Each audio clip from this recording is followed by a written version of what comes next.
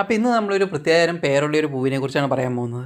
ഇന്നലെ, ഇന്ന്, നാളെ പൂവ്. അതായത് യെസ്റ്റർഡേ, ടുഡേ, ടുമോറോ ഫ്ലവർ. അപ്പോൾ ഈ പേരിൻ്റെ കാരണം തന്നെ ഈ കളർ ചേഞ്ച് ചെയ്യുന്ന ഫ്ലവേഴ്സാണ്. അതായത് പർപ്പിളിൽ നിന്ന് പിന്നെ ഒരു ലാവൻഡറിലേക്ക്, ലാവൻഡറിൽ നിന്ന് നേരെ വെള്ളയിലേക്ക് ആ ഒരു ചേഞ്ച് വരുന്ന ഫ്ലവേഴ്സ് ആയതുകൊണ്ടാണ് ആ ഇന്നലെ, ഇന്ന്, നാളെ പൂവ് എന്ന് പറയുന്നത്. പിന്നെ മറ്റ് പേരുകൾ കിസ്മി ക്യുക്ക്, ബ്രസീലിയൻ റെയിൻ ട്രീ എന്നൊക്കെയാണ്. അപ്പോൾ ബ്രസീലിയൻ റെയിൻ ട്രീ എന്ന് പറയുമ്പോൾ തന്നെ മനസ്സിലാവും നമുക്ക് ഇത് എവിടെ നിന്നാണ് ഇതിൻ്റെ നേറ്റീവ് എന്നുള്ളത്. അപ്പോൾ ഇത് സൗത്ത് അമേരിക്കയിലെ ട്രോപ്പിക്കൽ റീജിയൻസിലാണ് ഇത് കൂടുതൽ കണ്ടുവരുന്നത്.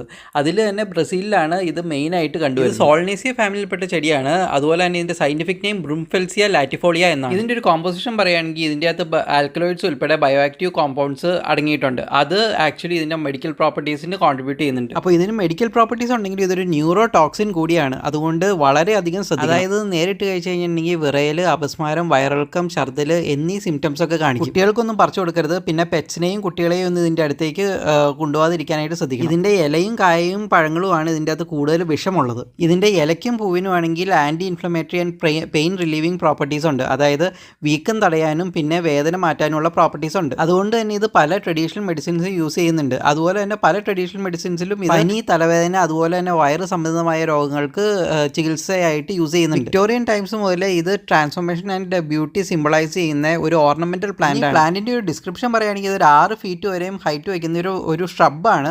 അതായത് നല്ല കുറ്റിക്കാട് വരി ഇത് നിൽക്കും. അപ്പോൾ നിങ്ങൾക്ക് തന്നെ ഇവിടെ കാണാൻ നല്ല കുറ്റിക്കാട് വരിയാണ് ഇത് നിൽക്കുന്നത്. പിന്നെ ഇതിനുള്ളത് നല്ല ഗ്ലോസി ഗ്രീൻ ഇലകളാണ്. അതുപോലെ തന്നെ നല്ല ഫ്രേഗ്രൻസ് ഉള്ള പൂക്കളും. ഈ പൂക്കൾക്ക് തന്നെ പല കളറുകളാണ്. അതായത് ആദ്യം തന്നെ നല്ല പർപ്പിളിൽ സ്റ്റാർട്ട് ചെയ്തിട്ട് പിന്നെ ഒരു ലാവൻഡർ ഒന്ന് ഫെയ്ഡ് ചെയ്ത് ലാവൻഡർ കളറിലേക്കാവും. ഫൈനലി അത് വൈറ്റ് കളറിലേക്ക് മാറും.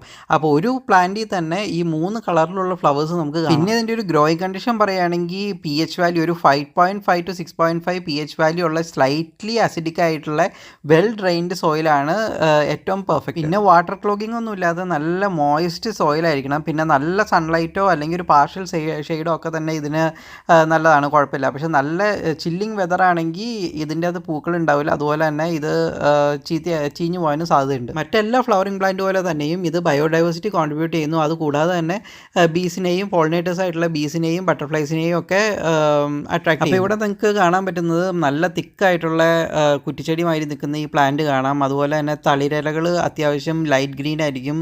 അതിനുശേഷം ഡാർക്ക് ഗ്രീൻ ഇലകളായിട്ട് മാറും. അതുപോലെ തന്നെ എല്ലാ കളേഴ്സിലുള്ള ഫ്ലവേഴ്സ് ഉണ്ട്. അതുപോലെ മൊട്ടാണെങ്കിൽ പർപ്പിൾ കളറിലായിരിക്കും മൊട്ട് വരുന്നത്. അപ്പോൾ ഈ വീഡിയോ ഇഷ്ടപ്പെട്ടെങ്കിൽ ലൈക്ക് ചെയ്യുക, ഷെയർ ചെയ്യുക, സബ്സ്ക്രൈബ് ചെയ്യുക, പിന്നെ കമൻറ്റ് ചെയ്യുക.